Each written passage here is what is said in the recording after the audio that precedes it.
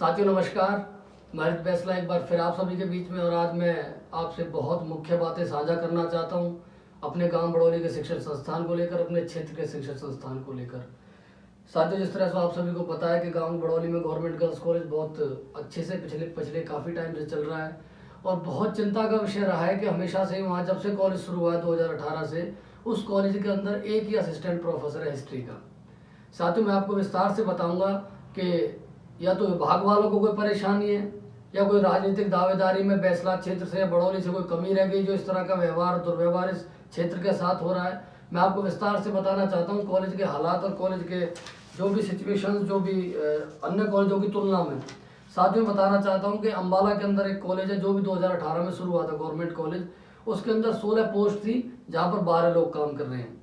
उसके बाद कुरुक्षेत्र में गवर्नमेंट कॉलेज शुरू हुआ 2018 में, गर्ल्स गवर्नमेंट कॉलेज, जिसमें 21 पोस्ट है और 22 लोग वहाँ पर काम कर रहे हैं। उसके बाद महेंद्रगढ़ में एक कॉलेज था, गवर्नमेंट गर्ल्स कॉलेज, 2018 में शुरू हुआ। मेरे पास पूरा ऑथेंटिक डाटा है DHE का, और वहाँ पर 14 पोस्ट सैंक्शन है और 12 लोग काम कर रहे हैं। अब आप आ जाइए पलवल के बड़ौली कॉलेज में। बड़ौली कॉलेज के अंदर अब की बार लड़कियों की स्ट्रेंथ 300 हो गई है, पोस्ट सैंक्शन 8 है, और केवल एक असिस्टेंट प्रोफेसर काम कर रहा है। ये बहुत ही चिंता का विषय है। माननीय मंत्री कृष्णपाल गुर्जर जी, मैं आपसे कहना चाहता हूँ, क्या इस क्षेत्र ने कभी दावेदारी में कोई कमी छोड़ी है? ये आपका क्षेत्र है, आपका घर है, हमेशा से इतना प्यार मिला है आपको यहाँ से, और 2018 से आज तक 3 साल इस कॉलेज को हो गए, केवल एक असिस्टेंट प्रोफेसर इस कॉलेज को चला रहा है। माननीय मंत्री जी, बहुत सोचने का विषय है, और बहुत दयनीय बात भी ये है कि आपके होते हुए आपके क्षेत्र में ये हाल है। तो फिर और आप देखिए, महेंद्रगढ़ का देखिए, कुरुक्षेत्र का देखिए, हिसार का देखिए, अम्बाला का देखिए, कैथल का देखिए, क्या इनके अंदर स्टाफ सारे जाएंगे? क्या हमारे पलवल जिले का और बड़ौली का हमारा कोई योगदान नहीं रहा आपकी सरकारों में, या किसी भी प्रकार के किसी भी आपकी दावेदारी में या नेतृत्व में कहीं भी? क्या हमारा कोई रोल नहीं है? आप देख सकते हैं पलवल डिस्ट्रिक्ट में पिछले टाइम से कोई प्रिंसिपल ही नहीं है किसी भी गवर्नमेंट कॉलेज में, चारों के चारों में। और स्टाफ की हालत देखोगे तो भैंडोली में एक भी टीचर नहीं है गवर्नमेंट कॉलेज। हतीर में आप देखोगे तो 16 पोस्ट, जिन पे 6 काम करने में, और बड़ौली के अंदर मैंने आपको बताया ये। माननीय मंत्री जी, आप पिछली बार भी यहाँ आए थे, आज से 3 महीने पहले आपने सड़क का उद्घाटन किया था, और तब भी गांव के सभी लोगों ने, मौजी लोगों ने विस्तार से आपको कहा था कि गांव के जो कॉलेज का जो रास्ता है, जो 500 मीटर का रास्ता है, जो वहाँ जो खराब हो रखा है, बहुत छोटा रास्ता है, बारिश के बाद में पैदल निकलने का रास्ता भी नहीं बचता, पिंक बस वहाँ से निकल ही नहीं पाती। लोगों ने आपसे कहा, आपने कहा कि भाई हो जाएगा, लेकिन आप सोचिए कि आप दोबारा से उद्घाटन के लिए आप और विधायक दोबारा से उद्घाटन के लिए सड़क का आ गए, लेकिन आप सोच सकते हैं कि कॉलेज के न रास्ते का कोई जिक्र कहीं मिला, न कॉलेज के स्टाफ का कोई जिक्र कहीं मिला, ना ही इन दोनों मुद्दों की कहीं पूर्ति हुई। माननीय मंत्री जी, आपका क्षेत्र है बैसलात, और आप भी इस बात को भली बात ही जानते हैं कि ये क्षेत्र हमेशा आपको कंधों पे रखता है। माननीय मंत्री जी, पढ़ाई की बात तो ठीक है, पिछली बार तो हमने पढ़ा के कॉलेज चला लिया, 150 स्टूडेंट्स थे हमारे पास, लड़कियां थी। लेकिन अब की बार जिस तरह से हम सभी गाँवों में गए, बैसलात के पूरे क्षेत्र में या आसपास के जो भी अमरौली, कुशक, भवाना, जितने भी गाँव थे, हम सब में गए और हमने बताया कि पिंक बस चलती है, प्रचार किया आपने कॉलेज का, और उस प्रचार का इतना असर हुआ कि बहुत खुशी की बात है कि आज पूरी कॉलेज की सीटें भर गई है। 300 बच्चियां, 300 बहनें हमारे कॉलेज में हैं। लेकिन अब चिंता की बात तो यह है कि माननीय मंत्री जी, आज हमारी बहनें जब कॉलेज में आती हैं तो धरती में बैठती हैं, उनके पास बैठने के लिए बेंच नहीं है। अब इसका जिम्मेदार कौन है? इसका जिम्मेदार या तो राजनीतिक दावेदार है, या विभाग के अधिकारी है, नेता है, कोई भी लगा लो आप। दिक्कत क्या आती है, DHE बजट भेज देती है कि आपका 80 लाख रुपए का, या जो भी खेल के लिए जो बजट आता है, जितना भी, अगर आप बजट का अपना करिए यूज, लेकिन किसी भी बजट के यूटिलाइजेशन के लिए, किसी भी फंड के यूटिलाइजेशन के लिए, किसी भी इंस्टीट्यूट के अंदर, किसी भी शिक्षण संस्थान के अंदर कम से कम 3 टीचर होने आवश्यक हैं। जिन 3 लोगों की कमेटी बनेगी, वो कमेटी फंड पे, उसमें जो यूटिलाइजेशन, उसमें सिग्नेचर करेगी, तब जाके फंड का यूटिलाइजेशन होगा। अब बड़ौली के अंदर 1 टीचर है तो फंड कई बार क्या हमेशा ही वापस भेजना पड़ता है।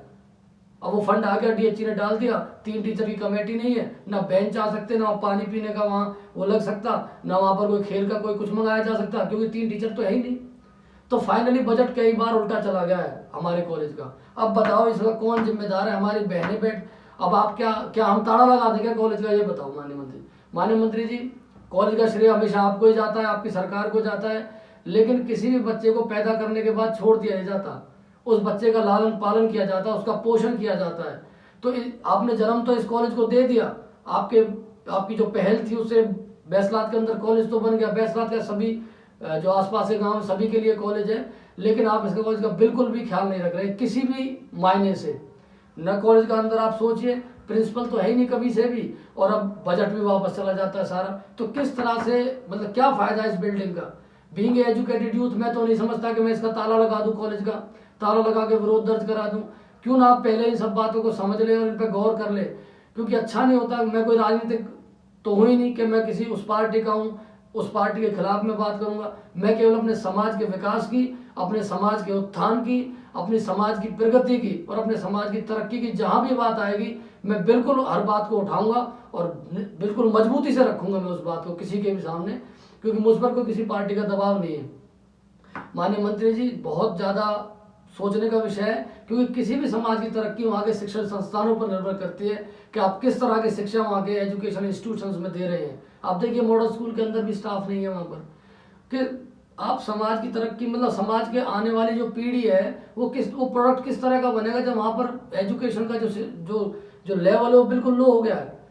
हमारी बहनों को किस तरह की एजुकेशन वहाँ पर दी जा रही है, हमारे युवाओं को किस तरह की एजुकेशन स्कूल से मिल रही है। आप बताओ मंत्री जी, बहुत ज़्यादा इस पर गौर करने की आवश्यकता है। मैं आपसे हाथ जोड़कर विनती करता हूँ। हालांकि हमने डीएचई के जो डायरेक्टर उनको लेटर लिखा हुआ है, और डीएचई के जो असिस्टेंट डायरेक्टर दलवीर जी, उनसे भी हमने कहा हुआ है, पर्सनल बात भी हुई है। अभी विधायक जी से भी बात हुई, उन्होंने कहा कि भाई शिक्षा मंत्री वो वहाँ ऐलानाबाद में चुनाव प्रचार में है, शिक्षा मंत्री शायद उनके होंगे साथ, तो उनको अभी कहेंगे इस बारे में। और जो लेटर था जो डायरेक्टर को भेज रखा था वो भी हमने विधायक जी को भेजा है व्हाट्सएप के माध्यम से। लेकिन मंत्री जी, पिछले 3 साल से जब कुछ नहीं हो पा रहा है तो कहीं ना कहीं मजबूरन हमें इस कॉलेज का ताला लगाना पड़ेगा।